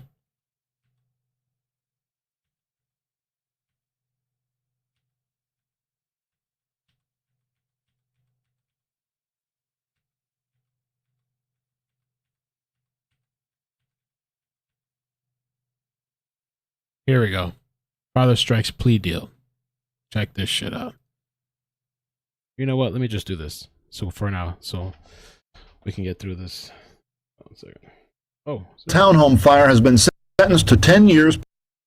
The father of an 8-year-old victim of a Lauderhill townhome fire has been sentenced to 10 years probation. As part of a plea deal, 29-year-old Whistler Ismay will also have to complete a parenting course. In June of 2014, Ismay's son Jaden died when the family's residence on Northwest 59th Way caught fire. Jaden's 9-year-old brother jumped from a second-story window and survived, but he could not persuade his younger sibling to jump. Authorities say the boy's mother typically left a candle burning on a shelf inside the closet, but she was on her way to work when the fire broke out. The boy's father left them alone when he went to take care of her broken-down car. His attorney says Ismay did not know there was a candle burning. So that's the whole thing with that too. So supposedly the mother would typically, I guess, leave a candle lit, I guess. I'm just confused. So the father was charged, but like, or he pleaded, whatever, but I don't know. Shouldn't the mother be held responsible too or something? Let me fix this. Can we get a better... And survived, but he could not persuade his younger sibling to jump. Authorities say the boy's mother typically left a candle burning on a shelf inside the closet, but she was on her way to work when the fire broke out. The boy's father left them alone when he went to take care of her broken-down car. His attorney says Ismay did not know there was a candle burning in the closet when he left home. Ismay received his probation sentence after pleading no contest to 2 counts of child neglect. The mother of the boys was never charged. According to his lawyer, Ismay is still grieving. So only the father was charged? So supposedly she left a candle lit. I don't know why you would light a candle in a closet. That's kind of weird. Nearly 6 months later, their father, Whistler, negotiated a plea deal in child neglect case and was sentenced to 10 years probation, according to the prosecutors, Ismay's attorney, Scott Hecker. Ismay, 29, had pleaded not guilty in July to 2 counts of child neglect. On Wednesday, he pleaded no contest with adjudicated guilty and sentenced in Broward Circuit Judge Bernard Judge Bernard Bober's courtroom. He was also ordered to complete a parenting course, which they just said. And Ismay's son Jaden died June 23rd in the fire in the 2000 block of Northwest 59 Way.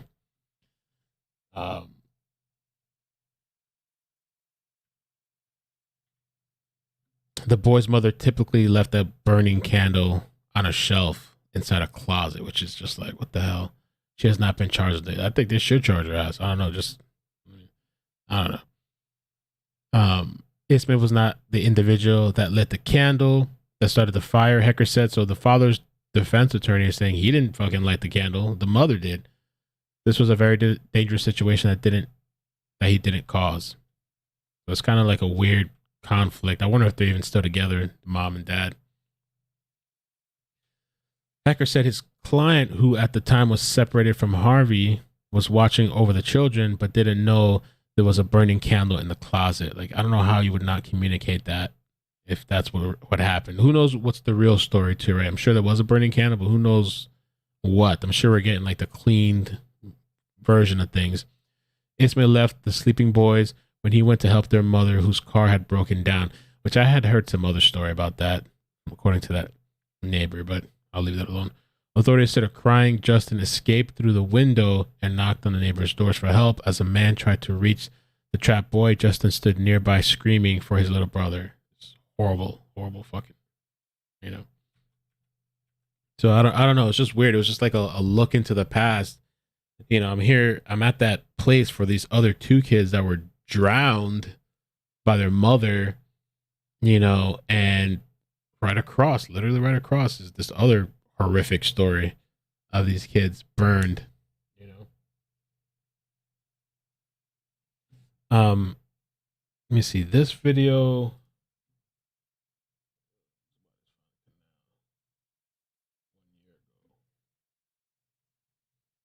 With Tinessa, I don't really know if there's any other updates.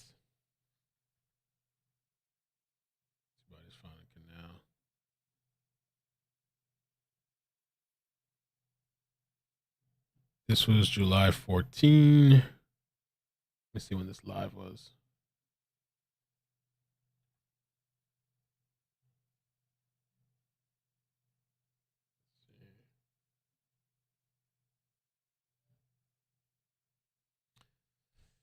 No chases for tonight. Nothing. July 14. Let's see. 2 bodies found in Canal.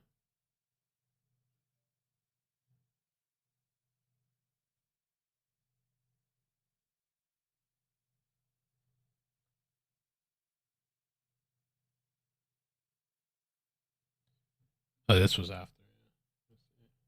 I'm guessing this is where all the news is setting up out here. Looks like I caught something. I'm guessing this is where one of the bodies were found.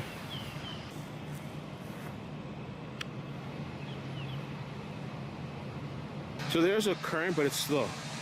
You can see how these leaves move. There's a current.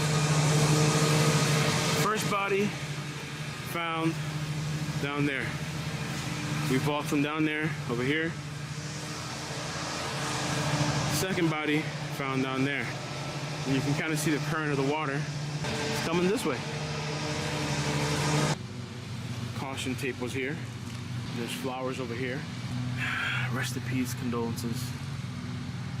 I don't know what happened, but hopefully it gets figured out. I spoke to some guys that work here. The other guy said too, supposedly that they found the mother, supposedly, allegedly. I don't know if this is true or not. And that the mother has some sort of mental illness. So she was dead or she was alive? She was living. She was helping the lady right there. And she was saying a lot of crazy stuff. And she was in the lake? In the lake wrapped up in sheets. An update with the story when I drove out to Lauderhill the day after being charged with finally get an update with the story. She's arrested. She's being charged with 2 counts of first-degree murder.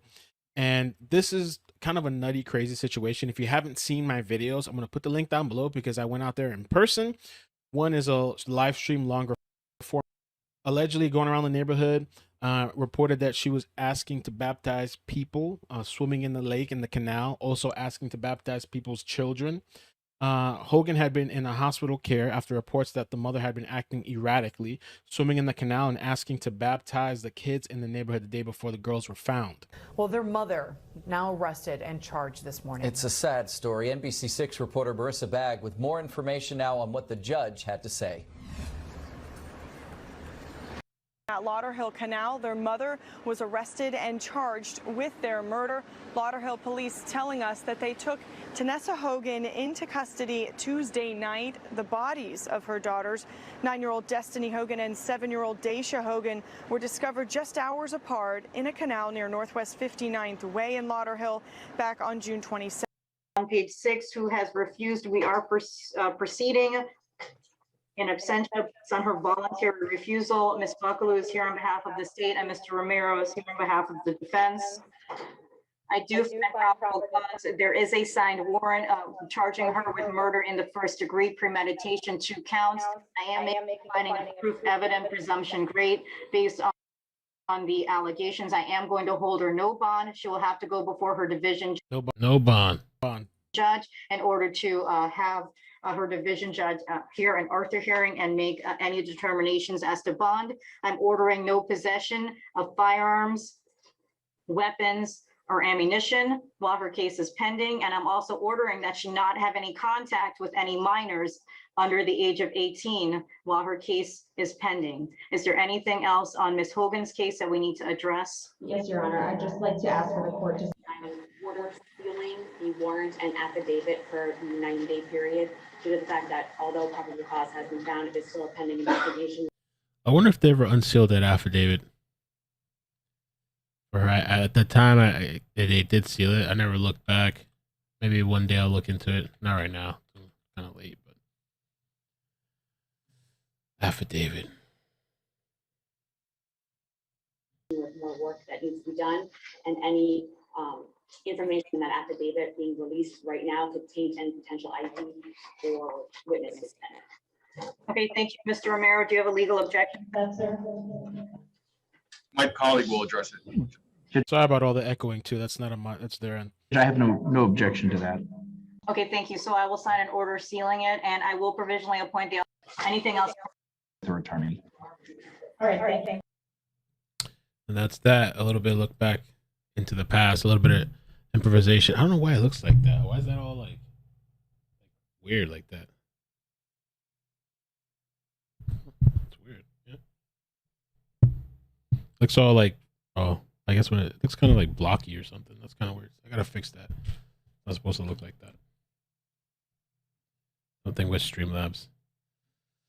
I guess that's it, man. Thank you guys so much for joining tonight. I know it's kind of like I don't know. I mean, I guess all the stories we cover are serious, right? But it's kind of like, I guess, back to back stories like that. But don't worry, we got Friday coming along. So Friday we're gonna have a fun stream. I think tomorrow I'm gonna spend some time prepping. Mel, you rocking the skunk hairstyle back then. I think tomorrow I'm gonna spend some time prepping Friday stream, because Friday I want to have fun with you guys. I don't want to overhype it. I want to, like, you know, but Friday we should be having a lot of fun, and it's gonna be 2 hours, and we're giving away $1,000, so that should be cool. Yeah. Oh, and yeah, enter into the thing is not working apparently. The bot, I don't know, the bot took off for the holidays apparently, but swag it. I'll just put it manually in the chat. Enter swag it before we do the giveaway. Last chance, you know.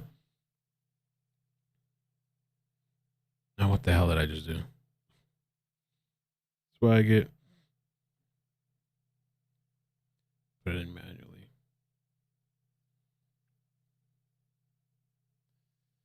The year's about to be over.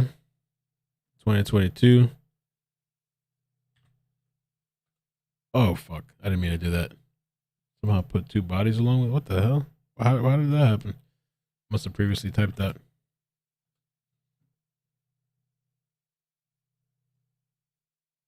Pin message. There we go. And so don't forget to do swag it, and then a better note. I don't know what kind of better note to end off on. Two bodies to enter. Baby is safe now. Which baby? I don't know. There was no updates. I looked again. I think while we were streaming, Lancaster standoff. This is like at the bottom of their list apparently today. It seems like. Yeah, I don't see any updates. Imagine they're still out there.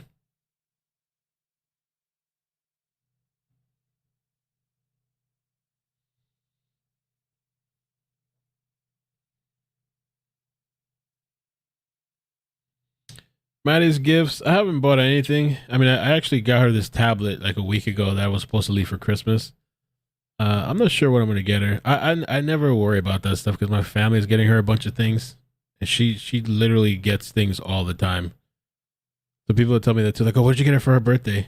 I always get her something, but like she gets stuff all the time, so I don't stress out. I'm like, "Oh, I gotta do this. I gotta do that. Oh my god."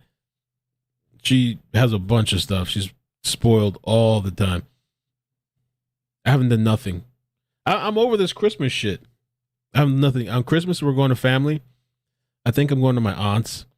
Usually Christmas, we do it like in the morning and afternoon. And we'll bring all the presents over there. I think tomorrow morning I might just go grab a couple of things. I don't know. But I don't drive myself crazy. I can't like stress myself out with that shit. It's too much bullshit. People are nuts on the street. I should have done it earlier, but I'm not going to stress myself out over that crap. I'm just not, yo. I had my friend today. She was shopping and going crazy, stressed out, and like, oh my god, like all day long, man. I'm not doing that shit. I'm not gonna stress myself. People be getting so stressed out of this holiday bullshit. It's just for the kids. That's it. That's all it is, man. I'm not going crazy and anxiety and getting into a car accident, running to the stores, fighting with people. Fuck that, man. I just like to spend time with family. I used to get a little something, but like, I mean, I spend time with my family all year long. Like we do not every other weekend, but every couple weekends we'll do lunch, we'll do brunch, we'll celebrate birthdays. So like the Christmas thing is nice, but I just see it as a kid for the kids, man. We're going all crazy and spending time with family.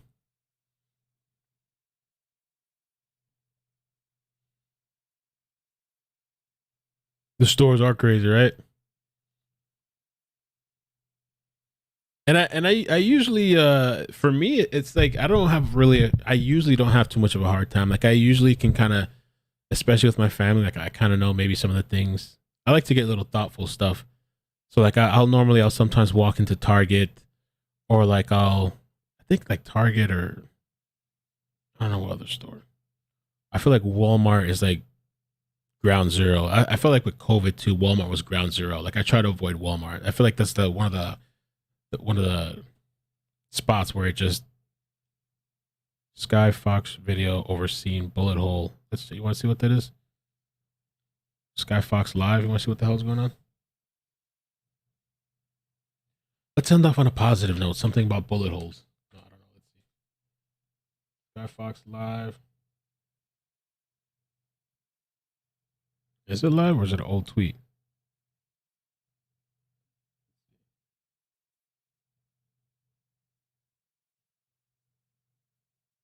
Road rage shooting. Oh, it's just let's send things up to Stu in Sky Fox right now live. for breaking news in North Hollywood. Stu, what's going on? Well, there's a road rage incident out here. There was actually a shooting, and it was a car-to-car shooting. Now, luckily, nobody was injured, but clearly there is one bullet hole in that car right there. That's the passenger side, front passenger side door. And just on the topic of Christmas, these people are already nuts. But these people are going to lose their lives over gifts and road rage, holiday rage. The officers have been here. They've been canvassing the area as well. They were looking for what was described as a Porsche SUV. Now, this is happening on Strather near the corner of the Laurel Canyon. The shooting happened apparently in that intersection just moments ago. LAPD here, they are searching for that vehicle. No injuries, but clearly at least one shot fired at this driver this morning after a road rage incident. Good luck finding that.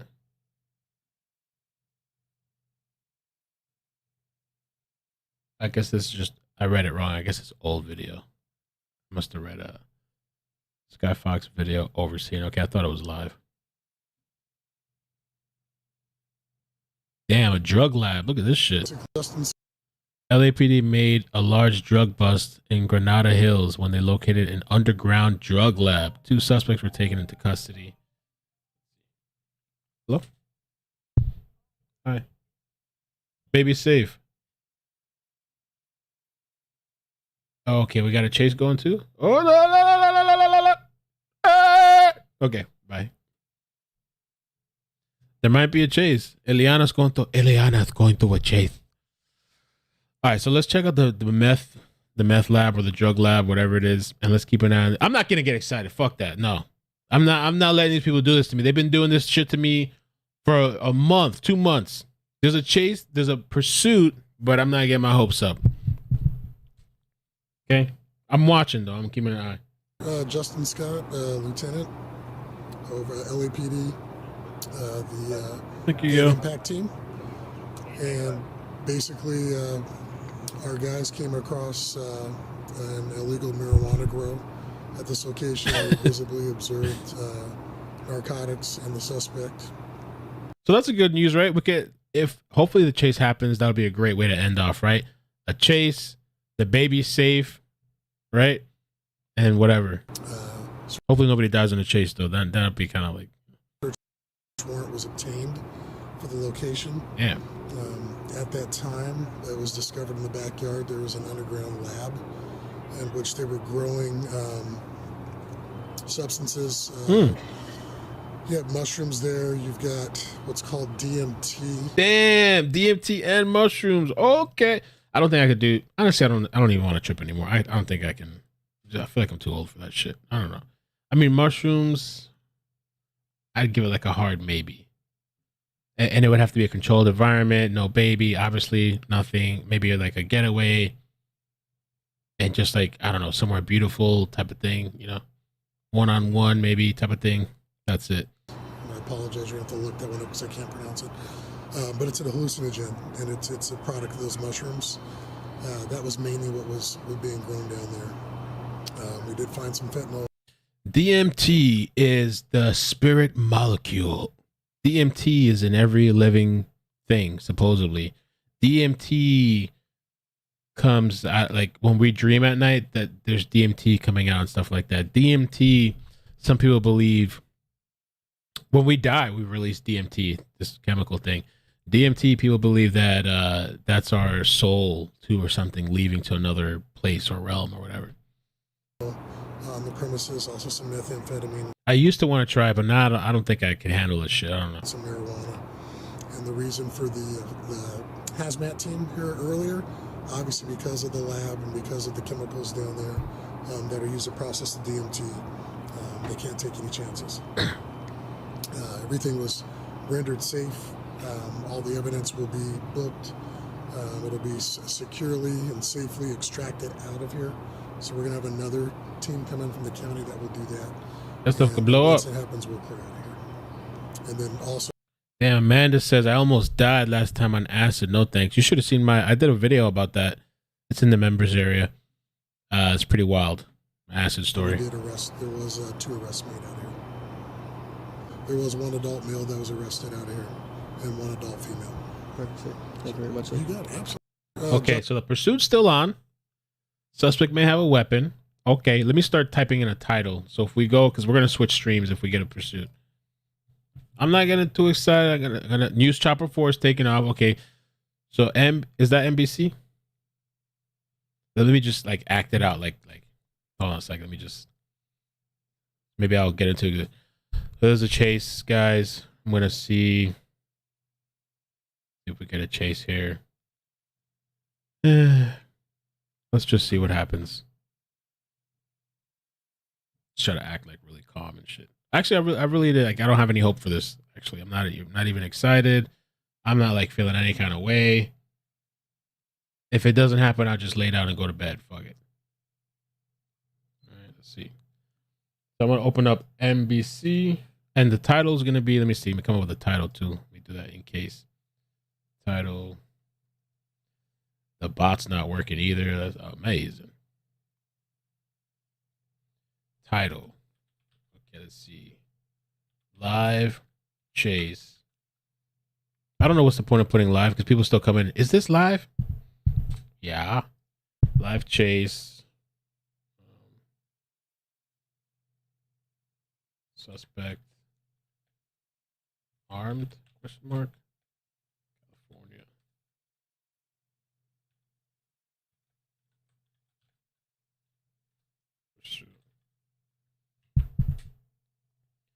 Let me just preemptively, and type the hashtags too preemptively.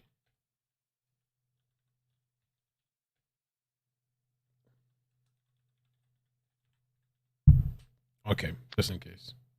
Who's there? Who's there? Use chopper 4. Don't speak. Notice what? Child safe. Okay, thanks, Jazz. It's amazing. So the child is safe. Wonder what happened to the guy.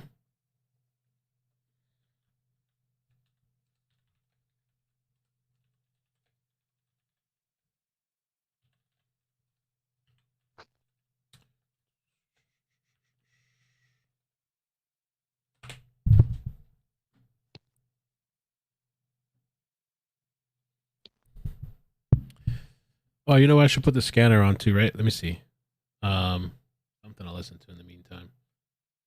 The scanner.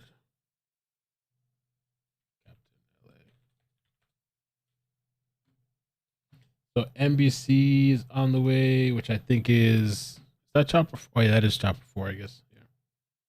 Yeah. Ileana's going.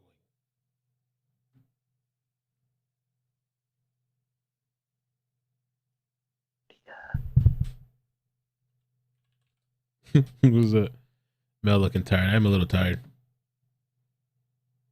I need to I don't know what I was gonna do. I don't know what I was gonna say. Okay.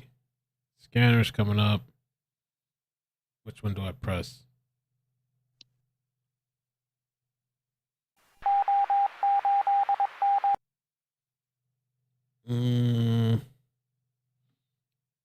I don't think this is the one. 769.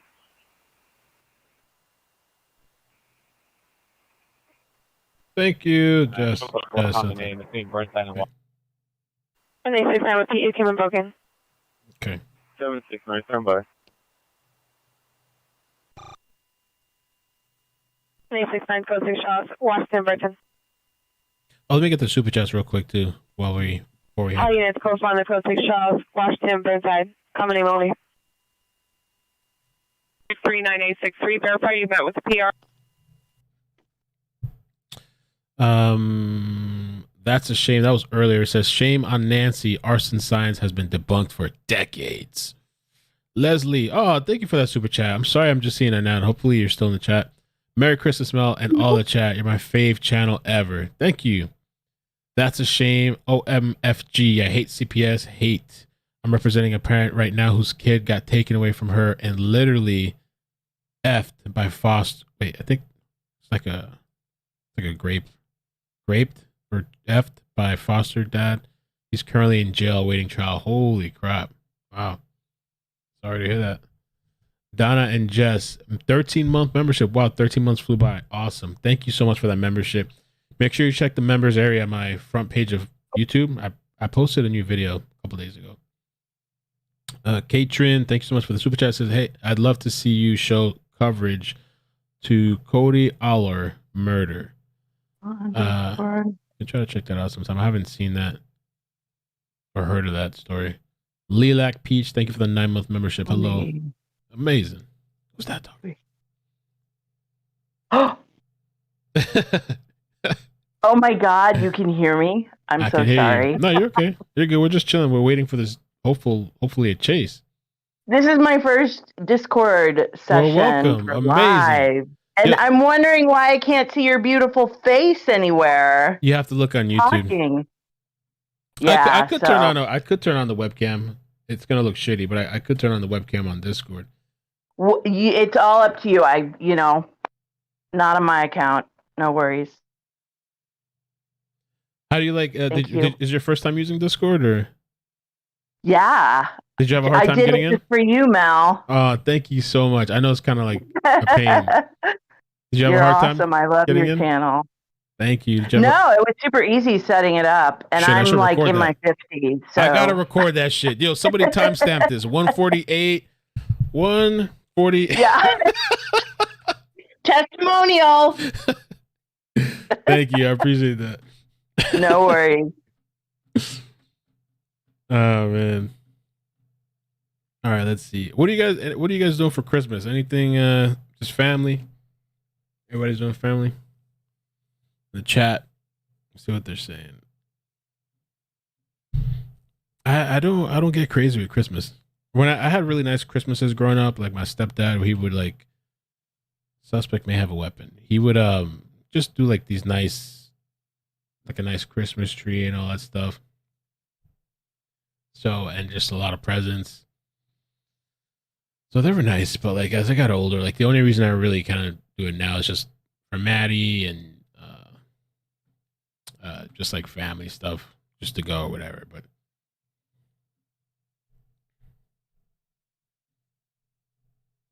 so much for sleep, right? I know.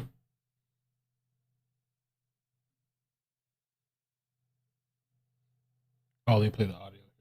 77L70, can you meet 7869 Washington, Burnside? Oops, good.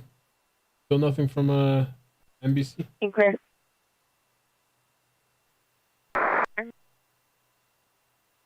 Roger from First and Vermont.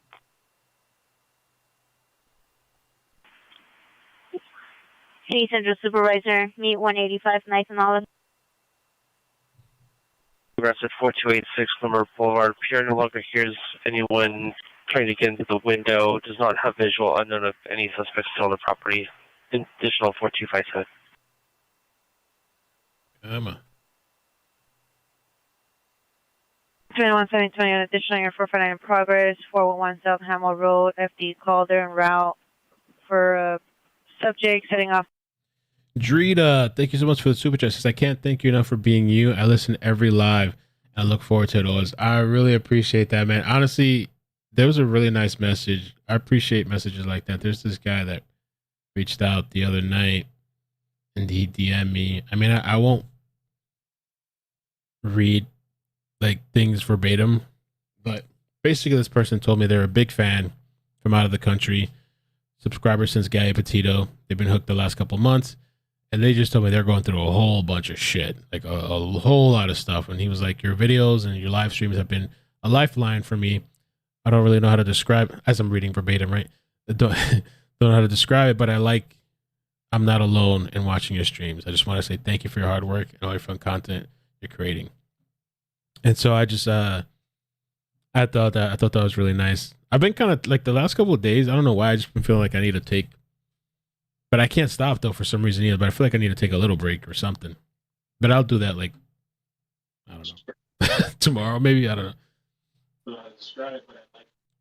Christmas maybe. But for the most part, it's like smooth. Everything's like, but it just, I don't know. I think after a while, you need to take a little break or something. Let's see. Updates. Please don't be. Embassy feed. Stand by for a live